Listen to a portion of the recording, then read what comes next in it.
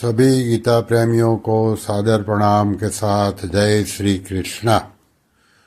सभी सुनने वाले को नम्र निवेदन है कि वीडियो पूरा सुनो और अगर ठीक लगे, अच्छा लगे, लाइक कीजिए और लोगों को शेयर कीजिए और कमेंट बॉक्स में कम से कम जय श्री कृष्ण जरूर लिखिए। आज अध्याय 5 श्लोक क्रमांक 26। 24 में 25वें श्लोकों में भगवान ने सांख्य योग के साधकों द्वारा निर्वाण ब्रह्म को प्राप्त करने की बात कही। अब आगे के श्लोक में यह बताते हैं कि निर्वाण ब्रह्म की प्राप्ति होने पर उसको कैसा अनुभव होता है। श्लोक क्रमांक 25। काम क्रोध वियुक्तानां यतिनां यतचेतसाम् अभीतो ब्रह्म निर्वाणम वर्तते विदितात्मनाम। अर्थात काम क्रोध से सर्वथा रहित जीते हुए मन वाले और स्वरूप का साक्षात्कार किए हुए सांख्य योगियों के लिए सब ओर से शरीर रहते हुए अथवा शरीर छूटने के बाद निर्वाण ब्रह्म परिपूर्ण है। अभी उसकी व्याख्या। काम क्रोध वियुक्तानाम यतिनाम। भगवान उपर्युक्त पदों से यह स्पष्ट कह रहे हैं कि सिद्ध महापुरुष में काम क्रोध आदि दोषों की गंध भी नहीं रहती।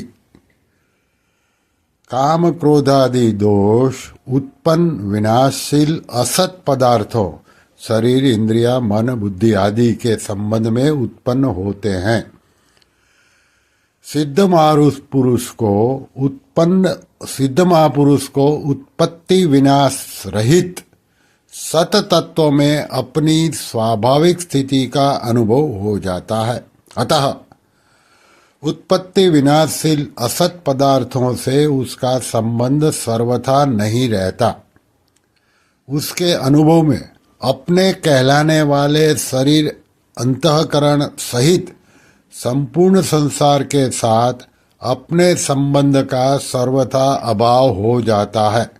अतः उसमें काम क्रोध आदि विकार कैसे उत्पन्न हो सकते हैं? यदि काम क्रोध सूक्ष्म रूप से भी हो तो अपने को जीवन मुक्त मान लेना भ्रम ही है। उत्पत्ति विनाशशील वस्तुओं की इच्छा को काम कहते हैं। काम अर्थात कामना अभाव में पैदा होती है। अभाव सदैव असत में रहता है। सत स्वरूप में अभाव है ही नहीं, परंतु जब स्वरूप असत से तादात्म्य कर लेता है तब असत अंश के अभाव को वह अपने में मान लेता है। अपने में अभाव मानने से ही कामना पैदा होती है और कामना पूर्ति में बाधा होने पर क्रोध आ जाता है। इस प्रकार स्वरूप से कामना न होने पर भी तादात्म्य के कारण अपने में कामना की प्रतीति होती है, परंतु जिनका तादात्म्य नष्ट हो गया है और स्वरूप में स्वाभाविक स्थिति का अनुभव हो गया है, उन्हें स्वयं में असत के अभाव का अनुभव हो ही कैसे सकता है? साधन करने से काम क्रोध कम होते हैं, ऐसा साधकों का अनुभव है। जो चीज कम होने वाली होती है वह मिटने वाली होती है। अतः जिस साधन से ये काम क्रोध कम होते हैं उसी साधन से ये मिट भी जाते हैं। साधन करने वालों को यह अनुभव होता है कि एक काम क्रोध आदि दोष पहले जितनी जल्दी आते थे उतनी जल्दी अब नहीं आते। 2 पहले जितने वेग से आते थे उतने वेग से अभी नहीं आते। और 3, पहले जितनी देर तक ठहरते थे उतनी देर तक अब नहीं ठहरते। कभी कभी साधक को ऐसा भी प्रतीत होता है कि काम क्रोध का वेग पहले से भी अधिक आ गया। इसका कारण यह है कि एक, साधन करने से भोगासक्ति तो मिट चली और पूर्णावस्था प्राप्त हुई नहीं। दूसरा, अंतःकरण शुद्ध होने से थोड़े काम क्रोध भी साधक को अधिक प्रतीत होते हैं। 3, कोई मन के विरुद्ध कार्य करता है तो वह साधक को बुरा लगता है, पर साधक उसकी परवाह नहीं करता। बुरा लगने के भाव का भीतर संग्रह होता रहता है। फिर अंत में थोड़ी सी बात पर भी जोर से क्रोध आ जाता है, क्योंकि भीतर तो संग्रह हुआ था, वह एक साथ बाहर निकलता है। इससे दूसरे व्यक्ति को भी आश्चर्य होता है कि इतनी थोड़ी सी बात पर इसे इतना क्रोध कैसे आ गया। कभी कभी वृत्तियां ठीक होने से साधक को ऐसा प्रतीत होता है कि मेरी पूर्णावस्था हो गई, परंतु वास्तव में जब तक पूर्णावस्था का अनुभव रहने वाला है तब तक व्यक्तित्व बना रहने से पूर्णावस्था हुई नहीं। फिर है यत चेतसाम, जब तक असत का संबंध रहता है तब तक मन वश में नहीं होता।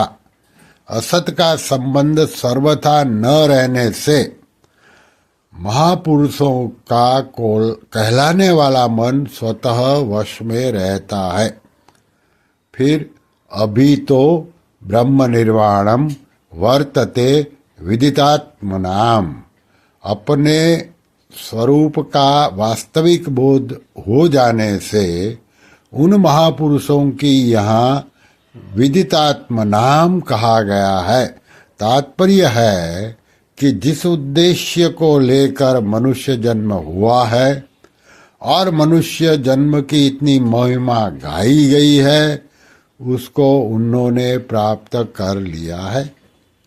शरीर के रहते हुए अथवा शरीर छूटने के बाद नित्य निरंतर वे महापुरुष शांत ब्रह्म में ही स्थित रहते हैं।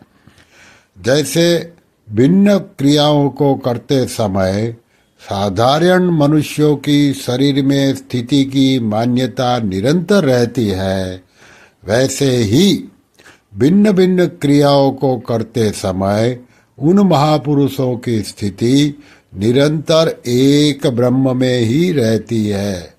उसकी इस स्वाभाविक स्थिति में कभी थोड़ा भी अंतर नहीं आता, क्योंकि जिस विभाग में क्रिया होती है उस विभाग असत से उनका कोई संबंध नहीं रहा। श्री कृष्ण शरणम मम, श्री कृष्ण शरणम मम, श्री कृष्ण शरणम मम। ओम श्री कृष्णार्पणमस्तु।